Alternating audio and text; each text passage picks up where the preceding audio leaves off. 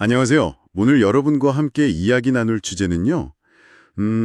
바로 우리가 로봇을 어떻게 사회적으로 인식하는지에 대한 아주 흥미로운 연구입니다. 기술이 발전하면서 로봇이랑 만날 일이 점점 많아지는데 과연 우리는 로봇을 어떤 시선으로 보고 있을까요? 오늘 저희가 살펴볼 자료는요. 콜린 카피넬라와 디즈니 리서치 팀이 2017년에 발표한 논문입니다. 로봇 사회성 속성 척도, 줄여서 로사스라고 하는데요. 이걸 개발하고 검증한 연구죠. 네, 그러니까 사람들이 로봇의 사회적인 특성, 이걸 어떻게 판단하는지 재는 어떤 새로운 도구를 제시한 건데요. 자, 그럼 이 연구를 통해서 우리가 로봇을 어떤 기준으로 보는지, 또 그게 뭘 의미하는지 좀 더 깊이 들어가 볼까요? 사실 이 연구 전에도 가스피드 척도라는 게 있긴 했어요. 그쵸. 로봇 인식 측정하려고. 네, 있었습니다. 초기 시도였죠. 근데 이제 이 연구에서는 그 척도에 좀 문제가 있다고 봤어요. 뭐 측정 항목들이 감정이랑 좀 혼동된다거나? 네, 맞아요. 그리고 원래 의도했던 그런 차원들에 제대로 들어맞지 않는다거나 아니면 여러 차원들이 너무 비슷해서 구분이 잘 안 된다.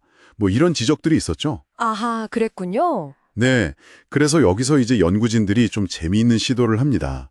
기존 가스피드 항목에 더해서 사회심리학에서 보통 사람을 인식할 때 중요한 거 있잖아요. 네네. 따뜻함, 웜스하고 유능함, 컴피턴스 이 두 가지 보편적인 차원을 로봇 인식 측정에 한번 도입해 본 거예요. 아, 사람 볼 때 쓰는 그 기준을 로봇한테요? 그렇죠.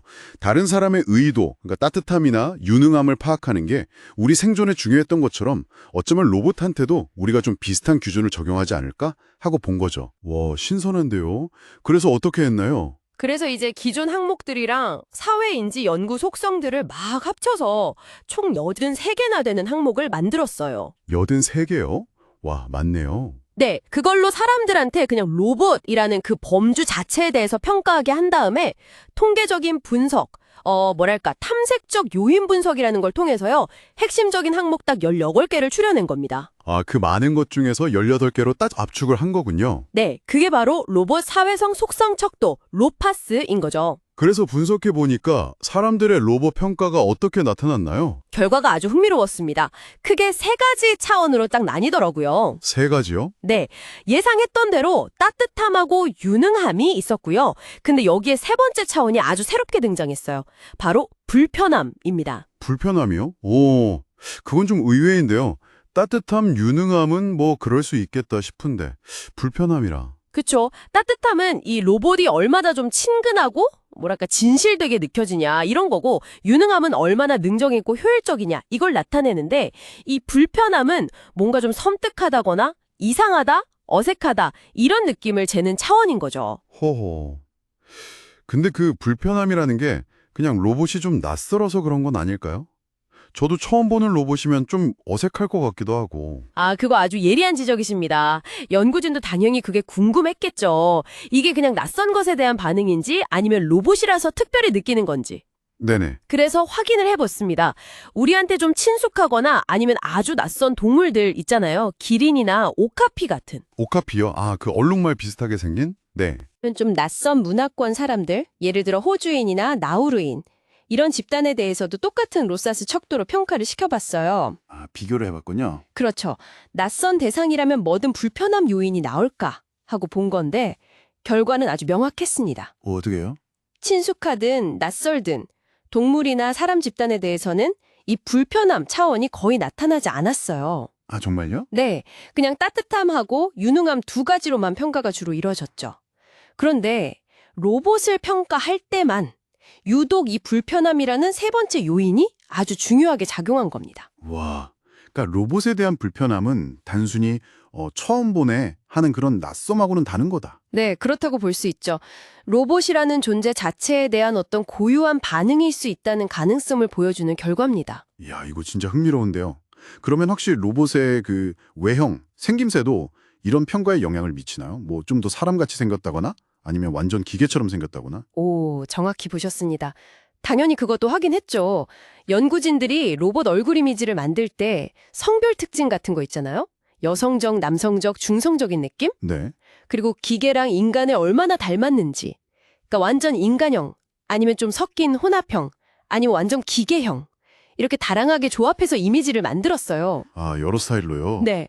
그리고 사람들한테 이 이미지들을 보여주면서 로사스 척도로 평가하게 한 거죠. 예측하신 대로 외형은 평가에 아주 큰 영향을 미쳤습니다. 어떻게 달라졌는데요?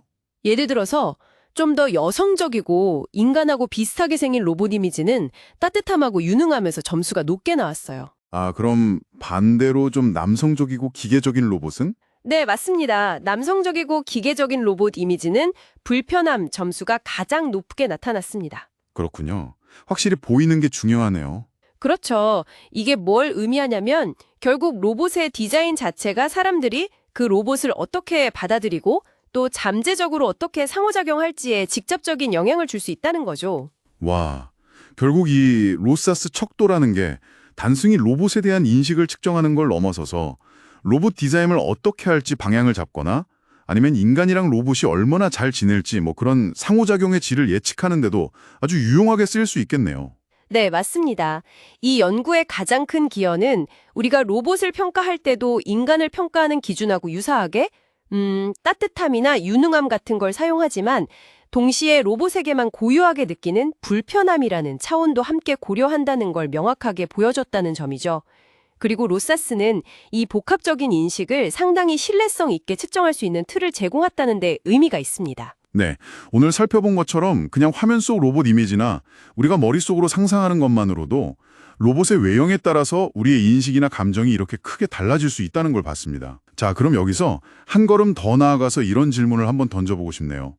이렇게 이미지로 로봇을 평가할 때 우리가 느꼈던 따뜻함, 유능함, 그리고 특히 그 불편함이라는 감정들 있잖아요. 만약에 우리가 실제 로봇과 정말 얼굴을 마주하고 뭐 소통하고 상호작용하게 된다면 과연 이런 감정들은 또 어떻게 변할까요?